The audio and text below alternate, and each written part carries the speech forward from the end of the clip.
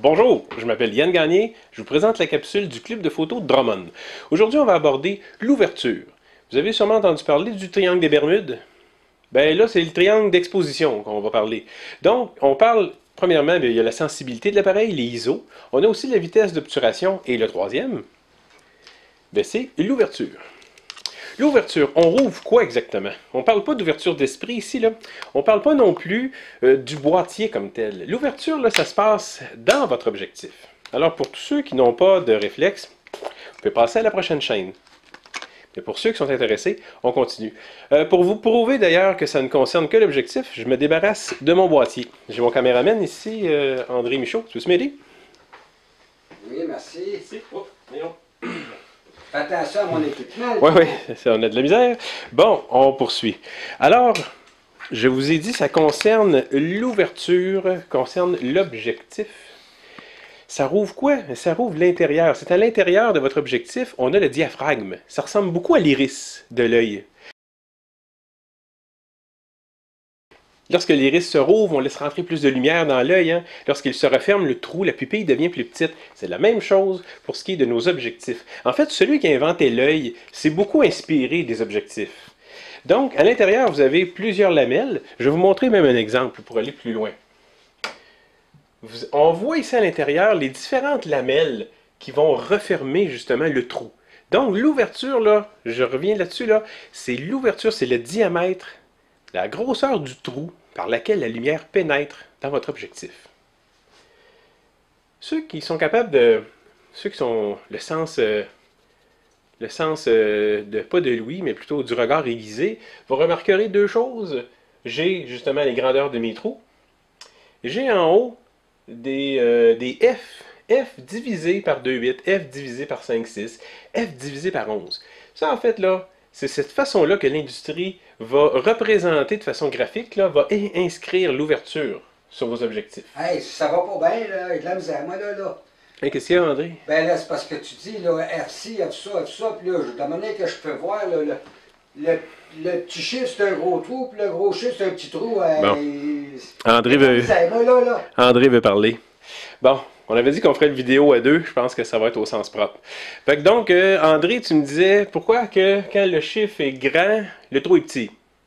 Puis quand le chiffre est petit, le trou est grand. C'est vrai de ça. Bon, ben ok, on va... je l'avais pas prévu, mais on va en parler. Fait que donc, avant d'aller à ta question, André, je vais prendre le temps d'abord de regarder en détail un objectif. C'est quoi qu'on retrouve comme inscription sur un objectif?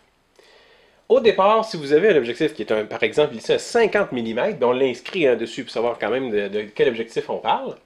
Ensuite de ça, ces deux trucs-là concernent l'ouverture.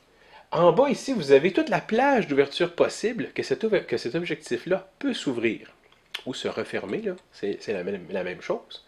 Et ici, on va y avoir l'ouverture maximale. Parce que le nerf de la guerre dans le domaine des objectifs, ce n'est pas d'avoir un objectif qui se ferme et donc qui est sombre, parce qu'il ne laissera pas passer la lumière, mais on veut des objectifs lumineux. On veut être capable de prendre des photos avec une belle exposition, beaucoup de lumière dans l'image. Alors ça prend un grand trou. Plus le trou est grand, plus la lumière passe.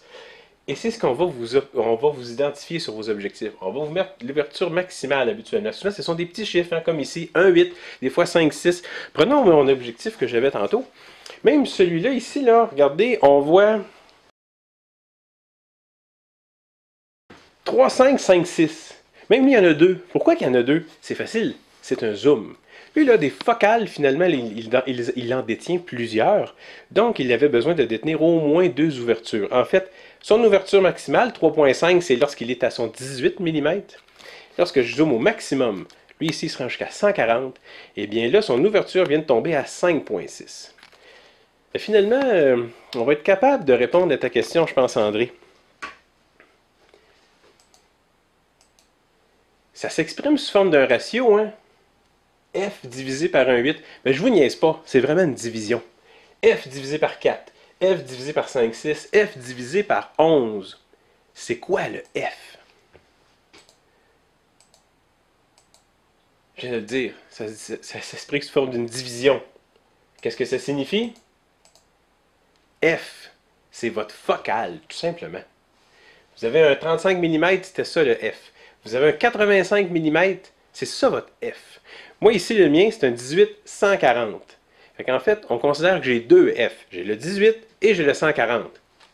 On considère que j'en ai deux pour les bases du calcul. Le voici le calcul. Là, je ne vais pas vous enfarger dans les chiffres, mais regardez, c'est quand même très simple pour vrai l'ouverture. Vous prenez un 50 mm, celui qu'on avait précédemment. Il rouvre à f1.8. Pourquoi? On répond maintenant à la question, André. Pourquoi un 50 mm f1.8, ça donne un gros trou? C'est parce que c'est une division. 50 divisé par un 8, ça fait 27,77 mm. Vous prenez l'autre ici, 50 mm, divisé par un f22, ça vous donne 2 mm. Fait que voyez-vous, 27 mm, mettons, moi je te mets ça en pouces, hein? 27 mm versus 2 mm. Là, ça devient évident, là. Ça, c'est beaucoup plus petit que ça. Fait que c'est pour cette raison-là qu'un F22, ça vous donne un petit chiffre. Ça vous donne un petit trou. Prenons un autre exemple très simple. Vous avez un gâteau. Vous avez un party. Vous avez 1,8 invités. Ben, mettons 2 invités. Vous coupez le gâteau en deux, ça vous donne 2 Christy de grosses parts.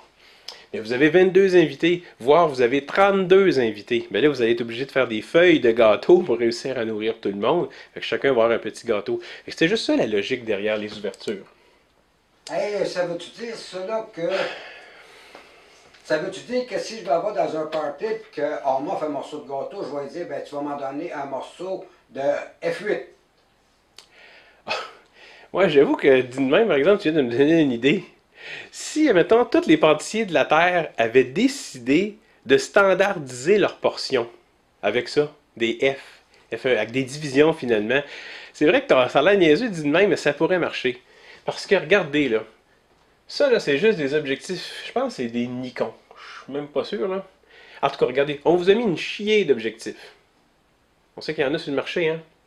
Comment on fait maintenant pour se dépatouiller là-dedans, pour trouver lesquels sont très lumineux, lesquels ne le sont pas? Lumineux, ça, on le dit souvent, c'est seulement celles qui vont rouvrir grand, ils vont laisser rentrer bien de la lumière.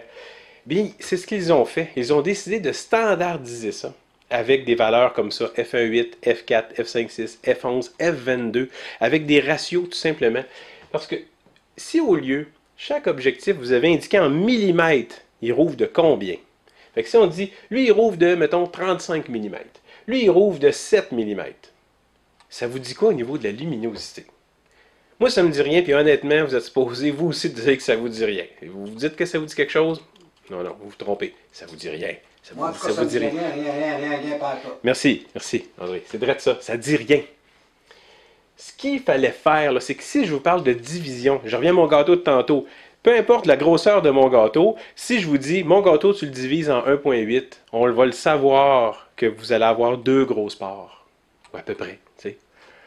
Et il a été standardisé dans l'industrie que F1.8, c'était très lumineux, F1.4, hyper lumineux, et F5.6, moyennement lumineux, et plus vous montez, plus vous refermez, plus l'objectif ne laissera passer peu de lumière. Et c'est pour cette façon-là que l'industrie a tout standardisé ça, et on peut se retrouver avec un paquet d'objectifs, et d'un simple regard sur l'ouverture maximale, on peut savoir si c'est un objectif qui est lumineux ou non. Et on comprendra aussi que, vu que c'est un ratio, hein, la focale divisée par un chiffre qui vous donne une ouverture, c'est pour cette raison-là que quand vous avez des longues focales comme ça ici, eh bien ça prend des gros trous. Parce que si vous auriez un petit trou, vous avez un long tube sombre. Jusqu'où on peut aller avec ça? On est même capable de calculer l'ouverture maximale de Hubble. Parce que Hubble a une focale de 57,6 mètres, avec une ouverture de f24. Si vous faites votre division, on obtient 2,4 mètres. On peut aller jusque-là maintenant. Au final, qu'est-ce que ça veut dire shooter maintenant en pleine ouverture? Je pense que l'on le sait. Shooter en pleine ouverture, c'est votre ouverture faite au maximum. Au maximum, pardon, vous laissez rentrer le plus de lumière possible. Et si je peux vous donner un guide d'achat, eh bien, si vous voulez vous acheter un objectif très lumineux, choisissez un objectif avec un petit chiffre en termes d'ouverture. Merci, à la prochaine.